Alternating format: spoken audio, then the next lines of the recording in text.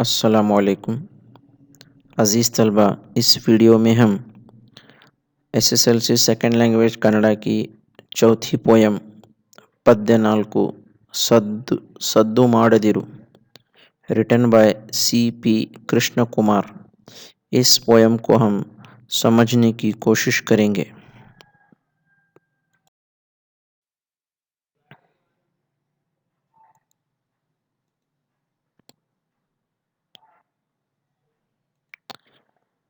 कृतिकारर परिचय यानी शायर का तारुफ।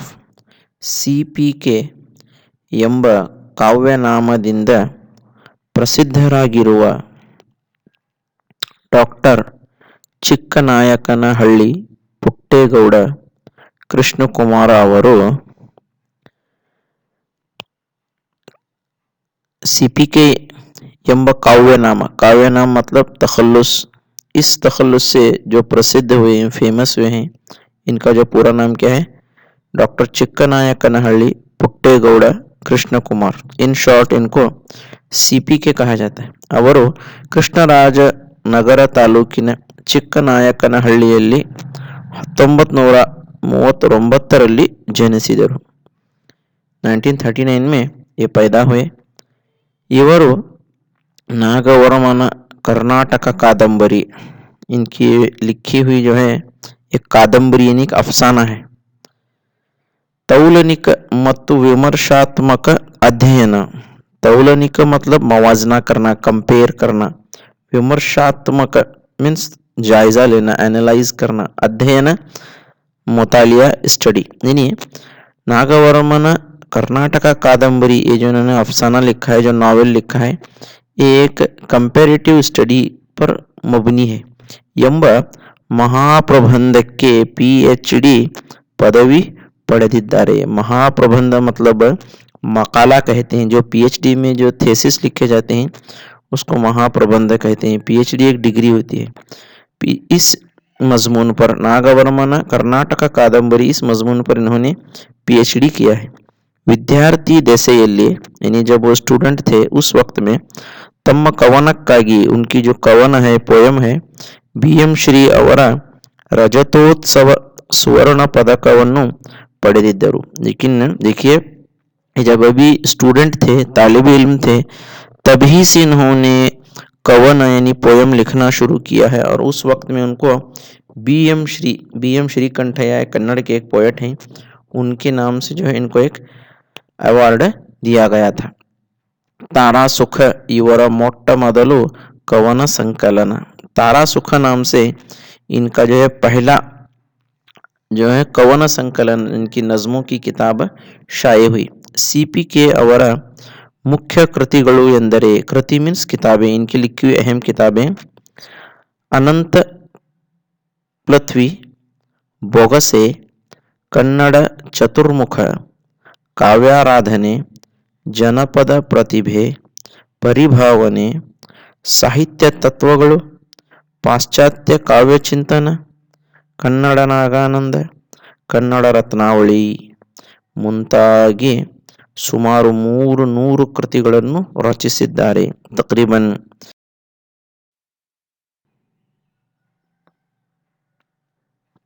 ಇವರ ಸಾಹಿತ್ಯದ ಬಹುಮುಖ ಕೊಡುಗೆ देन कंट्रीब्यूशन, इन्होंने जो साहित्य में, लिटरेचर के लिए, अदब के लिए जो दिया है, संद प्रशस्तिಗಳು ಹಲವಾರು, उसके लिए बेशुमार प्रशस्ति अवार्ड्स मिले हैं। मुख्यವಾಗಿ ಖುಸೂಸನ್ बसव साहित्य श्री एक अवार्ड है, विद्वत शिरोमणि, हनिगवನ हरिकार, कन्नड़ साहित्य अकादमी प्रशस्ति, जानपद तज्ञ प्रशस्ति, राज्योत्सव प्रशस्ति, चुटुಕು रत्न प्रशस्ति इत्यादि वगैरह अवार्ड्स इनको मिले हैं। ಇವರು 2011ರಲ್ಲಿ ಗಂಗಾವತಿಯಲ್ಲಿ ನಡೆದ 78ನೇ ಅಖಿಲ ಭಾರತ ಕನ್ನಡ ಸಾಹಿತ್ಯ ಸಮ್ಮೇಳನದ ಅಧ್ಯಕ್ಷರಾಗಿದ್ದರು। जो है 78th जो कन्नड़ का साहित्य सम्मेलन हुआ, जो अजलास हुआ, उसमें ये क्या थे, उस अजलास के, उस जलसे के सदर थे। प्रस्तुत मौजूदा कवनವನ್ನು ಅವರ ಬೊಗಸೆ ಕವನ संकलनದಿಂದ आयದುಕೊಳ್ಳಲಾಗಿದೆ। ये जो मौजूदा जो नज़म है जो हम पढ़ने जा रहे हैं, ये जो नज़म है इनकी किताब बोगसे जो एक मजमूए कलाम है उससे ली गई है। पाठ प्रवेश यानी सबक का इस पोयम का तारुफ। आडंबर प्रदर्शन ಇವುಗಳಿಗೆ ಜನ ಮನಸೋಲುವುದು सामान्य। आडंबर यानी बड़ापन, शान, प्रदर्शन यानी दिखलावा, इन बातों को देखकर लोग क्या करते हैं, मनसोलुವುದು सामान्य।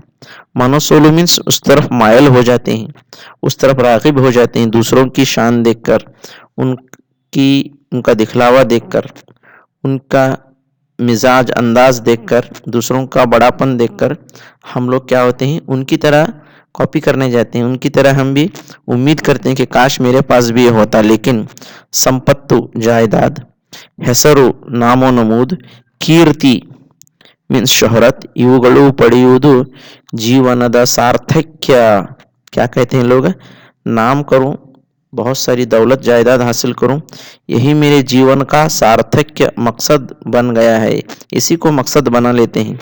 ಬಹಳಷ್ಟು ಮಂದಿ ತಿಳಿದಿದ್ದಾರೆ, ज़्यादातर लोग, अक्सर लोग यही इसी को अपनी ज़िंदगी का मकसद बना लिए हैं। ಆದರೆ ನಮ್ಮೆಲ್ಲರ ಬಾಳಿಗೆ आधारವಾಗಿರುವ, लेकिन हमारी जो जिंदगी है, बालू मीन जिंदगी, उसके लिए जो सपोर्ट बना है, जो उसके लिए आधार है, वो क्या है, प्रकृति, कुदरत यानी अल्लाह ताला की कारीगरी, उसकी कायनात, वही हम सब के लिए आधार है। ಅದು ಯಾವುದೇ ಸದ್ದುಗದ್ದಲವಿಲ್ಲದೆ, जो क्या कर रही है, किसी किस्म का शोर, सद्दुगದ್ದಲ, हंगामा, आवाज किए बगैर ತನ್ನೆಲ್ಲ ಕಾರ್ಯ ಚಟುವಟಿಕೆಗಳನ್ನು ನಡೆಸಿಕೊಂಡು ಹೋಗುತ್ತಲೇ ಇರುತ್ತದೆ। कुदरत क्या कर रही है, अपने तमाम कार्य चटुवटिके, अपने काम, अपने सरगर्मियां बगैर किसी शोर के, बगैर किसी दिखलावे के काम अंजाम दे रही है, और हम सब उसकी वजह से अपनी जिंदगी गुजार रहे हैं, अपने रोजमर्रा के काम कर रहे हैं। लेकिन कुदरत की बनाई हुई दीगर मखलूकात ने कभी ये नहीं कहा कि मेरी वजह से आप जो है काम कर रहे हैं। नेक्स्ट स्लाइड में हम देखेंगे, आकाशदल्ली नक्षत्रಗಳು ಮಿನುಗುತ್ತಿರುವುದು। आकाश यानी आसमान में नक्षत्र तारे मिनुगु चमक रहे हैं। कामनबिल्लु मीन्स कौसे कज़ा, रेनबो जिसे कहते हैं, गोचरवागुವುದು नजर आती है। पुष्प, पुष्प मीन्स फल, फूल, सॉरी पुष्प यानी फूल, फ्लावर्स। अरಳಿ परिमಳ सूಸುವುದು, फूल क्या कर रहे हैं, अरಳಿ खिलकर परिमಳ खुशबू दे रहे हैं। ಕಾಯಿಗಳು फल मागी रसभरित हಣ್ಣು ಆಗುವುದು, फल क्या हो रहे हैं, पक कर रस भरे हुए फल, कच्चे जो फल होते हैं वो उनमें रस भर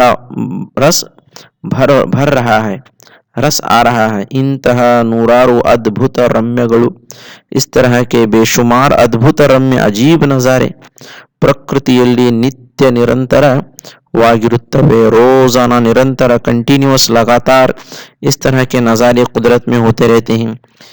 तारे चमकते रहते हैं, कौसे कज़ा होती रहती है, फूल खुशबू बिखेरते हैं, फल पक जाते हैं। इस तरह के बेशुमार नज़ारे निरंतर लगातार नजर आते रहते हैं। ಅವು ಎಂದಿಗೂ ತಮ್ಮ ಕಾರ್ಯದ ಬಗ್ಗೆ ಹೇಳಿಕೊಂಡಿದ್ದಿಲ್ಲ। ये तमाम कुदरती मनाजिर, इन्होंने कभी भी अपने काम को बताया नहीं, जाहिर नहीं किया। ಆದರೆ ಮಾನವ, लेकिन इंसान क्या करता है, ಸಣ್ಣ ಕೆಲಸವನ್ನು ದೊಡ್ಡದಾಗಿ ತನ್ನಿಂದಲೇ ಸಾಧ್ಯವಾಗಿದ್ದು ಎಂದು प्रचार ಮಾಡಿಕೊಳ್ಳುತ್ತಾನೆ। लेकिन इंसान क्या करता है, अगर छोटा सा भी काम करे तो ये इस तरह उसको बड़ा बनाकर पेश करता है कि ये सब काम छोटे से छोटा भी हो तो मेरी वजह से ही ಸಾಧ್ಯ ಮುಮ್ಕಿನ್ हुआ है, ನನ್ನಿಂದಲೇ ಇದು ಆಗಿದೆ ಎಂದು ಪ್ರಚಾರ ಮಾಡುತ್ತಾನೆ। ಹೀಗಾಗಿ ಮಾನವ ತನ್ನ ಅಹಂ ತೊರೆದು, ಅದಕ್ಕಾಗಿ ಮಾನವ ಇನ್ಸಾನ್ ಏನು ಮಾಡಬೇಕು, ತನ್ನಲ್ಲಿರುವ ಅಹಂ ಭಾವನೆಯನ್ನು ತೊರೆಯಬೇಕು। ಅಹಂ मीन्स गुरूर, जिसको इंग्लिश में ईगो कहते हैं, ಇದನ್ನು ತೊರೆದು छोड़ना चाहिए। शांति, पीस, अमन, सहने बर्दाश्त ಪ್ರೀತಿಗಳಿಂದ ಪ್ಯಾರೋ ಮೊಹಬ್ಬತ್ ಸೆ ಕರ್ತವ್ಯವನ್ನು अपनी जिम्मेदारी को ಮೌನವಾಗಿ ಮಾಡಿ ಮುಗಿಸಬೇಕು यानी अपनी जो जिम्मेदारी है उसे बगैर किसी शोर के हंगामे के बगैर किसी दिखलावे के उस अपनी जिम्मेदारी को प्यार और मोहब्बत के साथ अमन के साथ सलामती के साथ शांति के साथ उसे अपनी जिम्मेदारी को अदा करनी चाहिए ಎಂಬ ಸಂದೇಶ ಇಲ್ಲಿದೆ ಈ ಪದ್ಯದಲ್ಲಿ ಇಂತಹ ಸಂದೇಶವನ್ನು ಶಾಂತಿಯಿಂದ ಪ್ರೀತಿಯಿಂದ ಸಹನೆಯಿಂದ ನಾವು ನಮ್ಮ ಕೆಲಸ ಕಾರ್ಯಗಳನ್ನು ಪೂರ್ಣಗೊಳಿಸಬೇಕು ಎಂಬ ಸಂದೇಶ ಈ ಪದ್ಯದಲ್ಲಿ ಕೊಡಲಾಗಿದೆ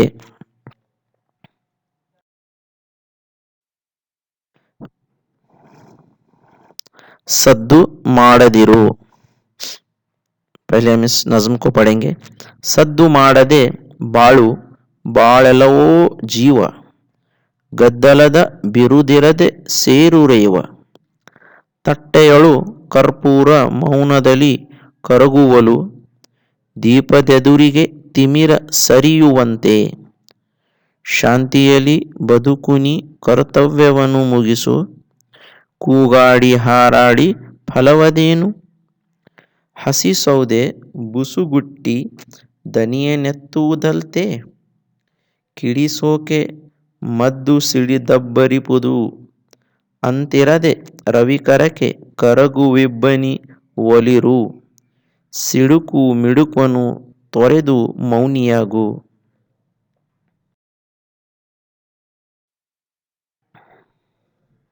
सद्दू ಮಾಡದಿರು अब इस पोयम को एक एक करके समझने की कोशिश करेंगे सद्दू मीन्स शोर ಮಾಡದಿರು मीन्स न करें माडू करना ಮಾಡದಿರು न करें शोर न करें आवाज़ हंगामा न करें सद्दू ಮಾಡದೆ सद्दू शोर किए बगैर बाड़ू बाड़ू मीन्स जिंदगी गुजारना तू अपनी ज़िंदगी में बगैर किसी शोर व हंगामे के साथ अपनी ज़िंदगी को गुजार ಬಾಳೆಲವೋ ಜೀವ ನಿನ್ನ ಜೀವನವನ್ನು ಯಾವುದೇ ಸದ್ದು ಗದ್ದಲವಿಲ್ಲದೆ ಬಾಳು अपनी ज़िंदगी को में बगैर किसी शोर व हंगामे के मीन्स किसी दिखलावे के बगैर अपनी ज़िंदगी को मुकम्मल कर गद्दलद बिरुदु गद्दल मीन्स आवाज़ शोर व हंगामा बिरुदु बगैर किसी आवाज़ के बिरुदु कहते हैं ना यानी बगैर यहाँ बोलने का मकसद ये है कि गद्दल इल्लदे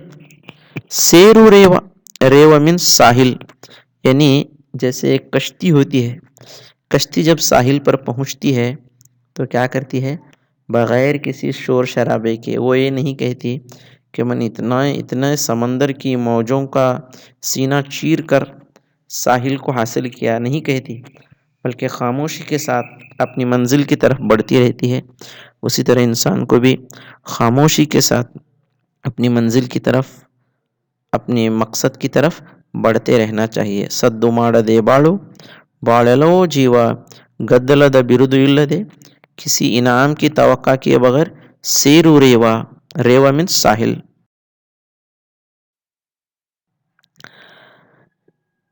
ತಟ್ಟೆಯಳು कर्पूर मौनदली करगुवलु तट्टे मीन्स प्लेट कर्पूर मीन्स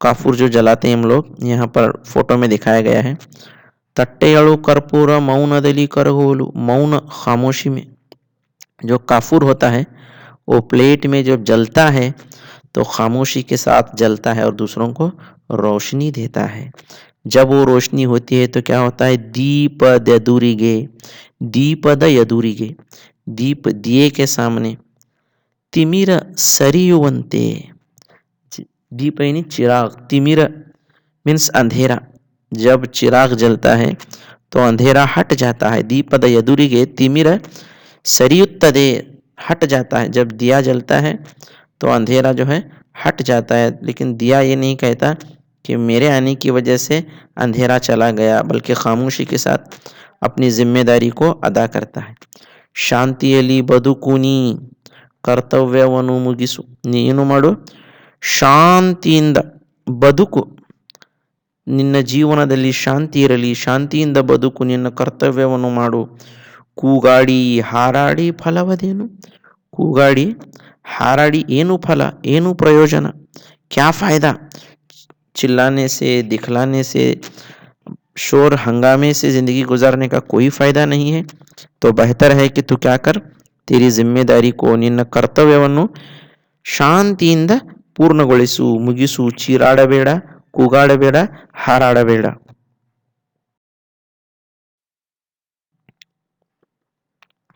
ಹಸಿ ಸೌದೆ ಬುಸುಗುಟ್ಟಿ ದನಿಯ ನೆತ್ತುವುದಲ್ತೆ. हसी सौदे मीन्स कच्ची लकड़ियाँ, बुसुगुट्टी जब वो जलती हैं तो आवाज करते, बुसुगुट्टी मीन्स आवाज करते हुए, चरचराते हुए जलती हैं. दनी मीन्स शोर, आवाज. दनी नेत्तु दलते यानी जब लकड़ियाँ, कच्ची जो लकड़ियाँ जलती हैं तो आवाज करती हैं, शोर करती हैं, जबकि जो सूखी लकड़ियाँ होती हैं खामोशी के साथ जलते हुए अपना काम करती हैं. हसी सौदे बुसुगुट्टी दनिये नेत्तु उदलते, कच्ची लकड़ियों की तरह आवाज करते हुए नहीं जलना है, बल्कि इसका मकसद मिसाल इसलिए दे रहे हैं कि खामोशी के साथ अपने काम को अंजाम देना है. कीड़ी सोके मद्दु सीढ़ी दब्बरी पुदु. कीड़ी चिंगारी क्या होती है, एक चिंगारी एक बारूद को फोड़ने के लिए, धमाका करने के लिए काफी होती है. कीड़ी सोके मद्दु सीढ़ी दब्बरी पुदु. सीढ़ी दु मीन्स फटना, धमाका होना. एक बारूद का धमाका करने के लिए एक चिंगारी काफी होती है. इसीलिए हमें इस तरह नहीं करना है, बल्कि अंता इरदे उस तरह करने के बजाय हमें क्या करना है, रवि कर के. रवि मीन्स सूरज की किरणों की तरह.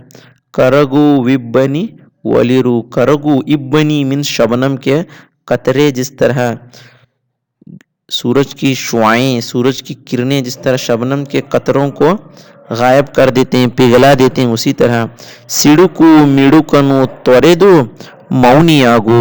तो क्या कर, सिड़ुकु मिड़ुकु मीन्स गुस्सा, त्वरेदु छोड़ दे, और मौनी हो जा, खामोश मिजाज वाला बन जा, शोर हंगामा न कर. जिस तरह शबनम को सूरज की शुआएं गायब कर देती हैं, मिटा देती हैं, जबकि कच्ची लकड़ियां शोर हंगामे की तरह क्या करती हैं, शोर हंगामा करते हुए जल जाती हैं. उस तरह न बन, बल्कि शबनम की तरह बन, सूरज की कतरों की तरह बन.